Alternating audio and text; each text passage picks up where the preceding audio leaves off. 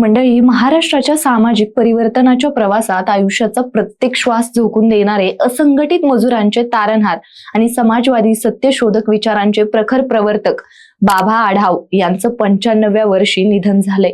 एक मजूर, कष्टकरी आणि वंचित समाजाच्या हक्कांसाठी आयुष्यभर लढणाऱ्या या परिवर्तनवादी नेत्यांच्या जाण्यानं खरंच एक नवं पर्व संपलंय.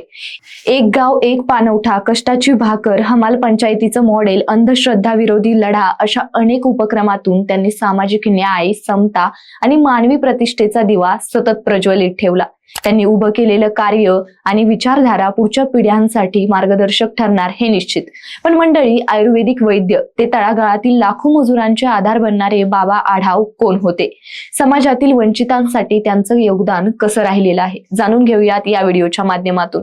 नमस्कार, मी पल्लवी आणि तुम्ही पाहताय महाराष्ट्र जागरण. मंडळी, पुण्यात एका साध्या कुटुंबात 1 जून 1930 रोजी बाबा आढाव यांचा जन्म झाला.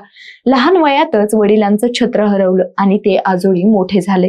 12 वर्षांचे असतानाच त्यांनी राष्ट्र सेवा दलात प्रवेश घेतला आणि इथूनच त्यांच्या सामाजिक कामाची सुरुवात झाली. साने गुरुजी, SM जोशी यांच्या प्रेरणेतून त्यांनी स्वातंत्र्य लढ्यातही सहभाग घेतला. पुढे त्यांनी आयुर्वेदाचं शिक्षण घेतलं, दवाखाना चालवला आणि त्याचबरोबर सामान्य माणसासाठी संघर्षही सुरूच ठेवला. मंडळी, 1952च्या दुष्काळात त्यांनी अन्नधान्य भाववाढी विरोधात सत्याग्रह केला. याच काळात त्यांची नजर बाजारात दिवसभर कष्ट करूनही हक्कांपासून वंचित राहिलेल्या हमालांवर गेली.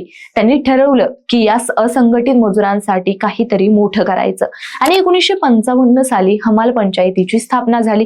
मजुरांना किमान वेतन, सुरक्षितता, सामाजिक सुरक्षा आणि हक्क मिळवून देण्यासाठी त्यांनी दीर्घ लढा दिला. अखेर 1969 साली महाराष्ट्र माथाडी, हमाल आणि असंघटित कामगार कायदा लागू झाला.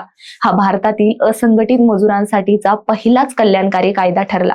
हमाल पंचायतीने फक्त कामगार हक्कांसाठी लढा दिला नाही, तर मोफत शाळा, दवाखाना, वसाहत, आरोग्य योजना अशा अनेक समाजकार्याच्या योजना राबवल्या. अस्पृश्यता आणि जातीय भेदभावाविरुद्धही त्यांनी मोठी चळवळ उभी केली.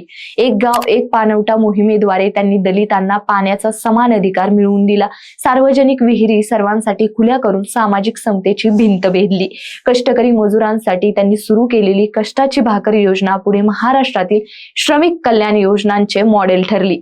त्यांचा लढा हा नेहमी अहिंसात्मक आणि जन आधारित राहिला. रिक्षा चालक असो, झोपडपट्टीवासी असो, दुष्काळग्रस्त असो किंवा वंचित समाज, प्रत्येकासाठी ते खऱ्या अर्थानं आधारस्तंभ ठरले. पुणे महानगरपालिकेत निवडून जाऊनही अन्यायाविरुद्ध तेवढ्याच ठामपणे उभे राहिले आणि अन्याय वाटल्यावर महापालिका सदस्य पदाचा राजीनामाही दिला. सामाजिक न्याय, समानता, जागृती आणि संघटन यावर त्यांनी आयुष्यभर काम केलं. भूकंप, दंगल, वादळ अशा संकटातही मदत कार्यात ते अग्रभागी होते. अनेक संघटना, प्रतिष्ठान आणि लोक चळवळींना त्यांनी दिशा दिली. म्हणूनच म्हटलं जातं, बाबा आढाव हे फक्त व्यक्तिमत्व नव्हतं, ते एक संपूर्ण संस्था होते. त्यांच्या निधनानं समाजकार्य, असंघटित मजूर चळवळ, तर्कनिष्ठ विचार आणि सामाजिक समतेच्या लढ्यात मोठी पोकळी निर्माण झाली आहे. पण त्यांनी पेटवलेल्या विचारांचा दिवा पुढच्या पिढ्यांना सतत मार्गदर्शन करत राहील, एवढं मात्र नक्की. आज त्यांच्या पार्थिवावर संध्याकाळी 5:30 वाजता वैकुंठ स्मशानभूमीत अंत्यसंस्कार करण्यात येणार असून त्याआधी गुलटेकडी मार्केट यार्ड मधील हमाल भवन येथे सकाळी 10 ते सायंकाळी 5 पर्यंत अंतिम दर्शनासाठी ठेवण्यात येणार आहे. त्यांच्या मागे पत्नी, मुलं, सुना आणि नातवंड असा परिवार आहे. मंडळी, आज बाबांची आयुष्य रेषा खंडित झाली, पण बाबांचं काम, त्यांचा विचार, त्यांची प्रेरणा आणि आठवण अखंड राहील. महाराष्ट्र जागरणच्या वतीने बाबांना विनम्र श्रद्धांजली.